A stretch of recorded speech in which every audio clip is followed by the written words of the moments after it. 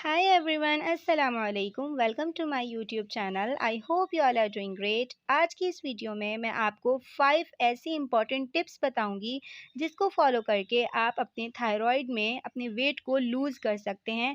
क्योंकि थायराइड में जिनको हाइपोथायराइडिज्म होता है, थायराइड पेशेंट वालों का वेट बहुत ज़्यादा इंक्रीज़ हो जाता है, वेट गेनिंग की तरफ चला जाता है। तो थायराइड पेशेंट को अगर अपना वेट लूज़ करना है तो मैं उनके लिए ऐसे 5 टिप्स बताऊंगी जिसको फॉलो करके वो अपने वेट को मेंटेन कर सकते हैं इन हाइपोथायराइडिज्म। फर्स्ट टिप है, eat selenium and zinc rich foods. Thyroid patient वालों को अपनी डाइट में selenium and zinc rich foods include करने चाहिए, क्योंकि सेलेनियम और जिंक का काम ये है कि ये थायराइड फंक्शन को इम्प्रूव करता है। यानी थायराइड ग्लैंड का काम ये है कि T3 and T4 hormone release करेगा, जो कि हमारे मैकेनिज़्म में हेल्प करता है। ठीक है, तो अगर हम सेलेनियम और जिंक इनटेक करेंगे अपनी बॉडी में अपनी डाइट के थ्रू, तो वो हमारे थायराइड फंक्शन को इम्प्रूव करेगा। उसमें इंक्लूड्स होते हैं नट्स, यानी कि काजू हो गए और अखरोट वगैरह, जितने भी नट्स हैं। एग्स हो गए, एग्स, सनफ्लावर सीड यानी सूरजमुखी के जो बीज हैं, फ्लैक्स सीड्स, अलसी के बीज। तो थायराइड पेशेंट वालों को इन चीज़ों को इंक्लूड करना चाहिए ताकि उनको सेलेनियम और जिंक मिल सके और उनका थायराइड प्रॉपर फंक्शन कर सके। इसके अलावा मार्केट में बहुत सारे फूड सप्लीमेंट्स हैं जो कि जिंक और सेलेनियम रिच हैं। तो आप अपनी डाइट में खानों के साथ-साथ, यानी अपनी जो एग्स हैं, सनफ्लावर सीड्स हैं, फ्लैक्स सीड्स हैं, अपनी डाइट के साथ-साथ आप अपनी डाइट में इंक्लूड कर सकते हैं सप्लीमेंट को जिसमें सेलेनियम और जिंक प्रेज़ेंट हो। सेकंड टिप है थायराइड पेशेंट वालों के लिए, include probiotics in your diet. यानी कि ऐसे फूड इंटेक करना जो कि प्रोबायोटिक्स रिच हों। प्रोबायोटिक्स गुड बैक्टीरिया होते हैं जो कि आपकी गट हेल्थ को इम्प्रूव करते हैं। ठीक है, तो ऐसे योगर्ट जो कि लो फैट योगर्ट होते हैं वो प्रोबायोटिक रिच होते हैं। तो थायराइड पेशेंट वालों को प्रोबायोटिक रिच फूड लेने चाहिए, like yogurt, low fat yogurt. इसका काम क्या है प्रोबायोटिक का कि ये T3 और T4 हार्मोन्स जो थायराइड ग्लैंड से निकलते हैं, खारिज होते हैं, उनकी एब्जॉर्प्शन करवाता है। क्योंकि अगर T3 एंड T4 हार्मोन की एब्जॉर्प्शन प्रॉपर तरीके से होगी बॉडी में, तो वो प्रॉपर तरीके से हमारे फैट और कार्बोहाइड्रेट को मेटाबॉलाइज कर सकेगा और हमारे वेट को लूज़ करेगा, हमारे वेट को गेन होने नहीं देगा। तो इसीलिए प्रोबायोटिक रिच फूड्स इंक्लूड करने होंगे, जिसमें योगर्ट इंक्लूडेड है, सॉरक्रॉट हो गया, केफीर हो गया, किमची हो गया। ये तमाम ऐसे फूड्स हैं जो कि प्रोबायोटिक रिच होते हैं। थर्ड टिप है, इंक्लूड आयोडीन रिच फूड्स।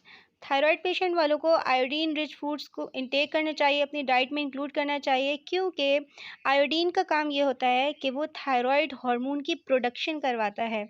जब थायराइड हार्मोन की प्रोडक्शन होगी तो ऑलरेडी हमारी बॉडी में मैकेनिज़्म प्रॉपर तरीके से होगा और वेट गेनिंग की तरफ नहीं जाएगा। तो थायराइड पेशेंट वालों को स्पेशली अपने डाइट में आयोडीन रिच फूड्स इंटेक करना चाहिए, जिसमें फ़िश हो गया, चिकन हो गया और बहुत सारे ऐसे जैसे चीज़ है। ठीक है, इसके अलावा ऐसे प्लांट सोर्सेज फूड्स हैं जो आयोडीन रिच फूड्स होते हैं। इसके अलावा आयोडीन रिच फूड्स इंटेक करने के साथ साथ थायराइड पेशेंट वालों को आयोडाइज्ड रिच सॉल्ट इंटेक करना चाहिए, यानी कि अपने खानों में आयोडीन रिच सॉल्ट यूज़ करना चाहिए। यहाँ पर बहुत सारे डिफरेंट ब्रांड्स के आयोडाइज्ड सॉल्ट होते हैं, वो यूज़ करें ताकि उनका आयोडीन लेवल पूरा हो सके और उनका जो थायराइड ग्लैंड है वो प्रॉपर उसकी प्रोडक्शन हो सके। Fourth tip but more important hypothyroidism patient वालों के लिए, वो ये है, improve vitamin D and vitamin B12 level in your body. यानी वो पेशेंट जो थायराइड पेशेंट हैं उनको अपने विटामिन डी को और अपने विटामिन बी लेवल को मेंटेन रखना चाहिए, क्योंकि विटामिन डी और विटामिन B12 कंट्रोल करता है सिम्टम्स ऑफ थायराइड को। तो अगर थायराइड पेशेंट अपने विटामिन डी और विटामिन B12 लेवल को अपनी बॉडी में मेंटेन रखते हैं, इम्प्रूव रखते हैं, तो उनका थायराइड जो है वो रिडक्शन की तरफ जाएगा, उनके थायराइड के सिम्टम्स कम होंगे, उनका वेट लूज़ की तरफ जाएगा, उनका वेट गेनिंग की तरफ नहीं जाएगा, उनका थायराइड ठीक होने की तरफ जाएगा। तो इसीलिए आप vitamin D, vitamin B12 rich foods intake करें और आप सूरज के थ्रू भी ले सकते हैं। अर्ली मॉर्निंग जो सनराइज़ होता है उससे भी आप विटामिन डी लेवल ले सकते हैं। विटामिन डी के huge amount of supplements market में अवेलेबल है, आप वो ले सकते हैं। न्यूट्रीफैक्टर के विटामिन डी का है सप्लीमेंट, आप वो ले सकते हैं। तो ये है, ओवरऑल बात ये है कि अपने विटामिन डी और विटामिन B12 लेवल को आपने मेंटेन रखना है, क्योंकि ये दोनों विटामिन कंट्रोल ही करेंगे सब आपके सिम्टम्स को जो थायराइड की वजह से हो गए हैं। Last but not least tip कि आप stay away from stress. Stress से दूर रहें। जितना ज़्यादा आप स्ट्रेस लेंगे, उतना आपका जो थायरॉइड ग्लैंड है वो इफ़ेक्ट होगा, उतना उस पर स्ट्रेस इफ़ेक्ट करेगा और वो T3 और T4 हार्मोन रिलीज़ नहीं कर पाएगा, जिसकी वजह से आपकी बॉडी में मैकेनिज़्म नहीं होगा, क्योंकि T3 T4 हार्मोन मैकेनिज़्म करता है, जब वो रिलीज़ ही नहीं हो रहा तो वो मैकेनिज़्म नहीं होगा। और जब आपकी बॉडी में मैकेनिज़्म नहीं हो रहा तो आपकी बॉडी जो है वो एक जगह रुक जाएगी, यानी स्टोर्ड होता जाएगा आपका वेट, फैट और कार्बोहाइड्रेट। तो आपने अपने स्ट्रेस लेवल को मेंटेन रखना है, ज़्यादा स्ट्रेस नहीं लेना है, ऐसी एक्टिविटीज़ परफ़ॉर्म करनी है जो आपको प्लेज़र फीलिंग देती हैं, जो आपको हैप्पी रखती हैं, अपने मूड स्विंग्स को मेंटेन रखना है।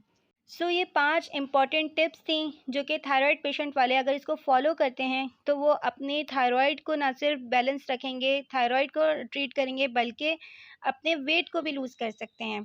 तो आपने इन टिप्स को ज़रूर फॉलो करना है, स्पेशली थायराइड पेशेंट वाले, और अपने वेट को मेंटेन रखना है। So thanks for watching this video. Don't forget to subscribe my channel, hit the bell icon, like this video and share with your friends. अल्लाह हाफिज़।